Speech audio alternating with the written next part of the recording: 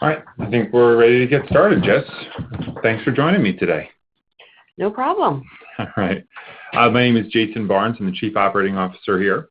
And with me, I've got Jessica Pancoast, and she heads up our help desk and training team. So she is one of the best resources that we have for the system, as well as one of our project managers whenever it comes to huge transitions. She's one of our go-to resources that makes sure that we've got our ducks in a row to help our clients make good choices and be informed while we're making huge transitions. And ICD10 is probably one of the biggest ones. You know, the people listening to this webinar just might not remember a 50-10 one, but they most likely remember meaningful use, right? And I know you've spoken to a bunch of our providers, maybe not you personally, all of them, but I know your team, quite a few of them. So today we're going to help our providers learn a little bit more about what they need to do to understand how we're preparing for ICD-10, how they can prepare for ICD-10. So that's what we're going to tackle today, and we've got an agenda of the things that we're going to go over, and I'd like to review that now with you to make sure that you know exactly what you're going to get out of this next time that we're spending together. So the major bullet points: the review of the new Vericle interface. I want to show you top to bottom what you're going to do with your existing patients, new patients coming on board, how you're going to manage those, and making sure that you can see a clear path about how you can reduce the amount of time, energy, and effort that is going to go into selecting the same codes that you actually do over and over again. And that goes into the second bullet point. Jess will definitely take over at this point in the webinar, how to start practicing, where we're going to show you how you can set up a test patient, including a test ICD-10 payer, so that not only can you figure out how to choose these and for lack of a better term, play around with them, Jess, that's how you say it, but actually create the favorites that will be there on October 1 so that you're familiar with it when your new patient comes through the door and you want to choose that code that you're used to choosing all the time, or if it's some more obscure code, how you can go about finding that and making it part of that patient record. And then the third item is we want to go over the back-end processes, the ones that perhaps you're not going to see, but I need you to know that they're there and what we're doing to prepare for the complexities that ICD-10 offers our providers, and how your technology company that you've teamed up with to tackle this is helping you on the back end, and the workflow that goes along with it when it'll pop up and become part of your life. And then what to expect moving forward is the last thing. There's some really good things here because there's going to be rejections. There's going to be changes. And so I want you to know how we plan on tackling those together. And we'll come back to this agenda as we complete each item. And at this point, Jess, anything else you want to add to the agenda review? No, I think that's going to cover everything. Perfect. So we're going to start by actually showing you the interface. Here is just a Vericle home screen view. This is what you see when you log in. Most of the doctors on the call are going to go over to your roster. This is where you're logged in. Maybe you've had your team huddle already. You've met with your staff, and it's time to start treating patients. So we're going to click on our pre-prepared patient, which is ready to go. This interface should look familiar. If there's somebody viewing this webinar who's not a client of ours, we're not going to do a complete overview of this interface. Right now, we just want to make sure that those people who are looking at this, who are our clients, know what we're doing. But if you're not a client, I think it's still really useful to see exactly how we're going to help map from ICD-9s to ICD-10s. So the first thing that I'll go over is this top portion here, where you can see where I'm highlighting. Before, we had one simple line, ICD-9, and not too terribly complex. We've added a second. But for this particular patient, you can see that it's not their first visit. They already have ICD-9 codes chosen. I can mouse over them and see if they're favorites. They've got 4 different codes chosen. I can mouse over them and see what they are. But at this point, I want to know, hey, do I need an ICD-10 code? We'll tackle that in just 1 second. Let's assume I know I need an ICD-10 code, and I'm going to start treating this patient, and I need to know before I bill it out, before I actually finish it, that I need to include ICD-10 notes. There are 2 places where you can choose ICD-10 codes. The first place that most of our providers are going to be familiar with is choosing ICD-10 codes from their assessment section in the actual note itself. Choosing an ICD-9 code, ladies and gentlemen, does not change at all. You're going to be able to click on your cervical, come in here, choose cervicalgia 723.1, see that 723.1 has been added not only to your note in your documentation, but also to your billing record. For your ICD-10s, there's a new button in town, and we just clicked on your ICD-10 button. This ICD-10 button is now available in almost every version of our software.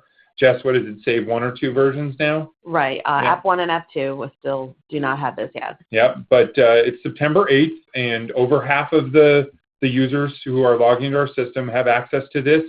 I am going to give anybody who is watching who doesn't have this button as a part of their record right now a quick tutorial on how to find it. The versions menu up in your menu bar will allow you to choose the beta. That's the experimental. If you choose this, you will be able to access this. Your production stable still does not guarantee that you're going to be able to access this. If you choose beta, you will without a doubt be able to see this on your EMR screen as you're in the billing and the HR section. All right. So I'm going to go back and click on our ICD-10 bar. So let's explain this interface. The first thing you'll know is that you have a search bar here. We're going to get to that in 1 second. It works like any other search. We have some saved searches here. These are our favorite searches: lumbar, cervical, knee sprain. These are simply created by searching a new term. Should we just put in thoracic this time, Jess? Sounds good. All right. So thoracic. I'm sorry? No. So thoracic brings up on the right-hand side here your, ladies and gentlemen, 45 pages of codes that include thoracic. It is a lot. So one recommendation I would make here, if you're able to get slightly more specific in your search terms, it's going to help you quite a bit. But if you want to create this search as a favorite search, you would click on the star over here. You see that thoracic has been added to our search. I can now go to my lumbar search. It will change to the 23 pages of available codes that have the word lumbar in them. The difference here is there's a popular code that this doctor has already chosen. It is your G97.1. This G97.1 is located in the search, and you can see that it's starred. The doctor chose this one as a favorite. This is a way for you to choose favorite codes in the ones that you choose most often, lumbar, cervical, thoracic being fairly popular searches for any of our orthopedists listening. So you can choose to take this code in or out of favorites by starring it or unstarring it. You can see that this code is already chosen to be part of the record. You can see that because in our green codes up here that are going to be included in our record, they're up here. If I click on this code once again, you'll see a minus. I click on that minus, it is removed from the health record for this patient. You click on the code again, you click the plus, it is now added again to this health record. These are the ways that you're going to be able to look up for this patient in real time what the codes are.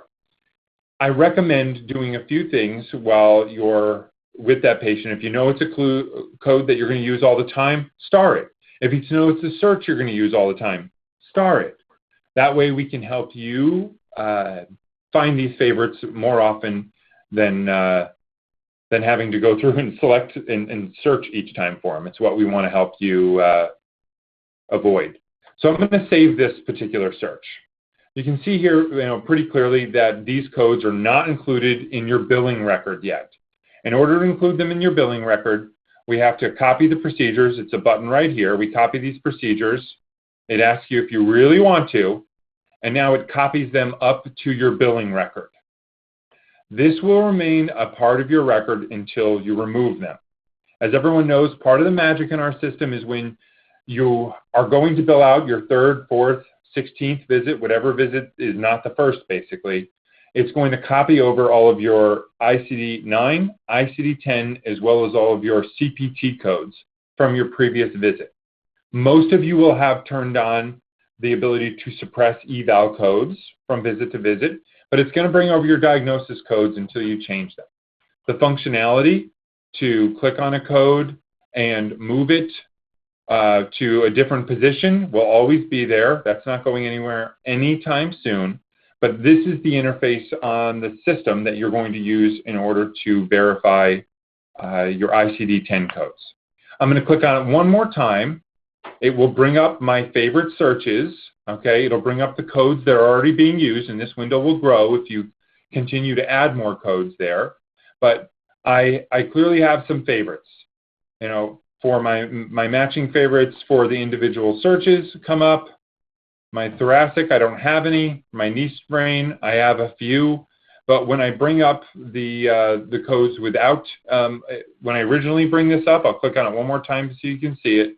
It's going to be all of my favorites, regardless of the search type. These are all my favorite codes.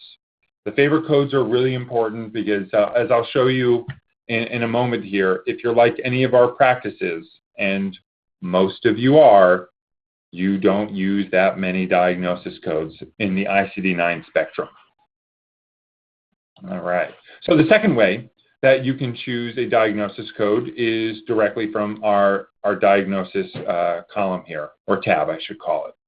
Your ICD-9s, you can click on your same old super bill that you had. You want to go click on a different one and remove something, you can do that, and it will automatically ask you to map to your ICD-10. The one I chose here, luckily, Jess, only has one choice. That's convenient, right? Wouldn't that be nice for our providers if that was the, I can guarantee you, ladies and gentlemen who are watching, you're going to get lucky a couple of times, but not all the time. Now you've got this M25.519 is not only a part of, it's not a part of your electronic health record, but it is part of your billing record now. So keep that in mind. When you choose from this interface, you are not including that in your health record, okay? So if I want to go back to my ICD-9s, I can keep choosing one. I'm just going to go, for one more to do this. I'm going to just add, I'm not a doctor. Oh, we got lucky again. We've got one more, so now I've got 4 ICD-10s. I'll turn that over to you in just a second, Jess, when we get to the part where you actually show them how to play, to go over the traffic light, if that's okay. Because there's this really important ICD-10 button. But just going back to our agenda, creating favorites we've covered, creating favorite searches we've covered, finding new ICD-10 codes we didn't fully cover. So let's just say you're going through a search, and this search can be done in either location, either through the health record or through this diagnosis tab. You can search any code any way that you want to. What should I put in here? Cervicalgia, that was a good one. Cervicalgia is going to bring up your ICD-9 code of 723.1. Oh, we already have that on here. So let me remove it, and we'll try it one more time, ladies and gentlemen.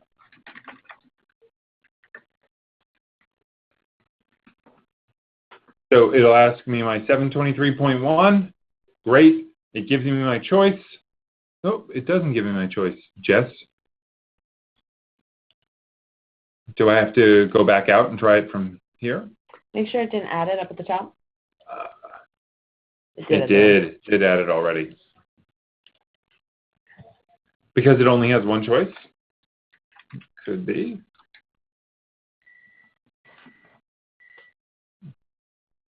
Right. No, it keeps adding it, and then it's doing the, it'll probably take us to You scroll down, it'll be at the bottom. Yeah. All right.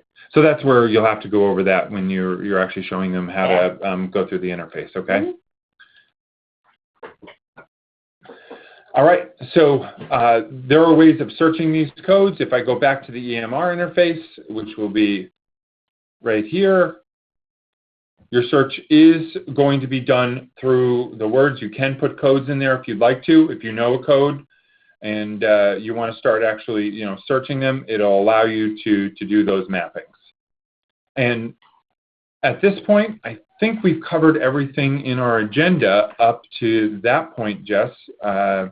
The only other thing I think we'll probably have to cover is the most commonly used codes. I'll do that first, and then I'll hand it over to you.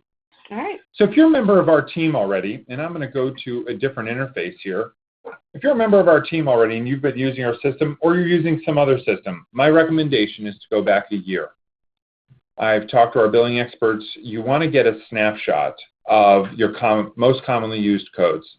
To do this, you go into your reports, your billing stats report, and this is your billing stats report. You come down here, you choose the time frame. I simply chose to go 1 year ago today to today itself, and I chose the first diagnosis code. The reason I did this is I want to get an idea of what my distribution is. I've used this practice, a very high volume practice, has used 25 codes, diagnosis codes, and more specifically ICD-9 diagnosis codes in the last year. If you look at the total, there are 11,062 codes used altogether. 11,062 visits. And out of those visits, over 6,000 of those visits, well over half, were just 4 codes. Jess, if you were a doctor and you knew that half of your visits were going to have these 4 codes on there, what would you do? I would go find out what the ICD-10 codes were for these, and I would favorite them. You'd favorite them, right? You want to make sure that you're able to find those easily. Now, the reason I asked Jess, I want to segue now, because Jess is going to show you exactly how you and your system right now, today, hopefully in real time along with this webinar, log into your system and actually start preparing and creating those favorites so that you guys can start preparing for October 1. All right. So to start playing around with selecting ICD-10 codes and favoriting codes, the first thing you're going to want to do is you're going to want to go into a patient account. We probably want to set up a test account so you can just play around with it. It's not going to go anywhere. It's not going to be a real patient. But on that fake patient account, you're going to go into the primary tab, and you're going to enter the payer as fake payer ICD-10 only. And you can just do a search for the word fake and click the plan name search, and you'll get the option to select ICD-10 only. Having this payer on the patient account will open up the ICD-10 tab, the diagnosis tab, so you can play around with it there. Because this payer is set up as if they were accepting ICD-10 codes right now. So if we go back up to the top, you can see that this patient already had the fake payer. So right up at the top, we have the fake payer ICD-10 only, which allows us to access the crosswalk from the ICD-9 tab and the ICD-10 tab to allow you to search and favorite codes. And then I'll also go up over the traffic light, as we've been calling it. I like the traffic light. I think, I hope providers listening into this view it as a traffic light and take it, it's got to be that serious to them, because you know that ICD-9 and ICD-10 transitions are all about 2 things. One, getting paid, and the other being compliant. Not getting paid it's not acceptable, and ICD-10 codes can stop you from getting paid.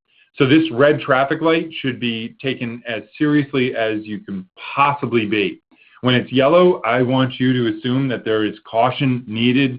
And when it's green, Jess, I want them to feel confident that they can go. So that's why we're calling it a traffic light. All right. So on this particular patient, you can see that it is red. That is because we just actually added some diagnosis codes that are no longer mapped to ICD-10 codes. When the button is red, it's because the payer is requiring ICD-10 codes right now, and you need to select ICD-10 codes. That payer is requiring them. When you actually first load this page, this pop-up will come up automatically for you when the button is red. But if you've canceled out, you can always go back into it by clicking on it. And here it'll list out each of the ICD-9 codes that had been previously billed on this patient from the previous claim. And it'll also list all of the ICD-10 codes that are mapped using CMS GEMS to that ICD-9 code. So you can then select your ICD-10 codes right from here. And then you can say Save to Superbill. And when you click on that, those codes are going to go up into the ICD-10 portion of the travel card. This button can also be yellow, as you mentioned. That is when the payer is not yet accepting ICD-10 codes, but you have not saved any yet. You haven't selected any. You haven't, worked ahead and planned for this patient to start needing ICD-10 codes. So it's going to be yellow just to let you know you can select ICD-10 codes right now. It'll allow you to save it for later, basically. So that way, when the payer does start accepting ICD-10 codes, you've already selected them. You just do a quick review and say yes and move forward. And then, of course, green, that means you've gone in here, you've saved all the codes, and you're ready to go. You're just waiting on the payer. Nice. The unexpected transition that happens on October 1, I don't want any of our providers to feel as if I'm not ready for it. So, there are some recommendations that I can make. You can start, choosing ICD-10 codes now if you want to.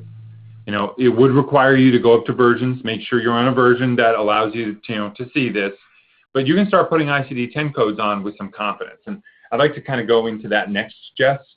I don't see any questions, from any of our listeners right now. This is not the first webinar we've done on this one, so we keep updating our material to make sure we're including answers to questions that people have previously asked. And I ask everyone to keep tuned, because we're going to keep releasing these with updates to what we're doing. So going back to our agenda, we've set up our fake patient. We've included an ICD-10 payer. That payer is necessary. Without it, you're not going to see the ICD-10 automation and functionality that you need to start preparing for this. And remember, as you choose favorites in your fake patients, your test patients that you set up, you're going to prepare for October 1. Your real patients are going to see those favorites. So you're playing around. At the same time, you're actually creating an environment that's going to help you save quite a bit of time and keep yourself you're going to be able to avoid not getting paid by choosing those claims in real time. So this leads nicely into reviewing those back-end processes that are happening. There are a number of different things that can happen with a patient. If we head into this particular patient, let's just take a look at their account. All right. And in the primary tab, we got that fake payer. But what if this was a Medicare primary and a secondary, someone who didn't accept ICD-10 codes? Maybe it was, there can be personal injury accounts. There can be lots of other situations where you're going to have multiple payers involved on a single patient account. In those situations, you need to know that we've done quite a bit of preparation and system training. We know when a claim needs to have ICD-10 and ICD-9s based on the submission. If it's submitting to the primary and it's an ICD-10 ready payer and you don't have ICD-10 codes, the system's going to know it. It's going to stop the claim. It's not going to submit it. It's going to put it back to the workbench with a clear message that says to you and your staff that ICD-10 codes must be chosen. The same thing can be said if the complete opposite exists. If it's an ICD-9 primary and an ICD-10 secondary, it's going to alert you at the time of billing that you need to make a change. If you choose to bill it out anyway, it's still not going to bill it. It's going to send it back to the workbench, and the workbench will be the only place that one could, quote unquote, force it through. We obviously don't recommend that you do that. We're trying to save you the time, energy, and heartache. As far as preparation goes, not every single payer is ICD-9 ready, so everyone listening should know that not every single payer has even done any preparation for ICD-10 preparation and submission. The ICD-10 submissions that we're talking about are going to happen gradually, intermittently, and sporadically. We do not have predictions, but all of the ones that are ICD-10 ready and have ICD-10 testing, we have completed all of that up to date. That includes clearinghouses and all of the payers that we submit directly to. So on the back end, there's not much that you have to worry about. You should know that we have that mapped out, and it will allow you guys to only look at those exceptions that require your attention. Okay? Get back to our agenda. The only other thing that we needed to ask providers to do there is those who have macro updates and the initial versus subsequent. So I'll just add those two things there in our presentation. A lot of you who have loaded note macros, right here. So if you want to load a note macro and you have very specific customizations made in these note macros, which only include ICD-9 codes, are going to have to go back through and load that macro with the ICD-9 code. You're going to have to choose the matching or corresponding, I think would be a better term there, ICD-10 code, and save that macro again. Jess, would you mind showing them the interface where they can actually update or expire? Expire. I think that's the right term, those macros. Sure. Once you've updated the macros for ICD-10, and of course, obviously waiting until the payers are accepting ICD-10, but once you no longer need those older macros that have the ICD-9 codes, you can remove those by going to Configuration, Practice, EMR Macro Configuration.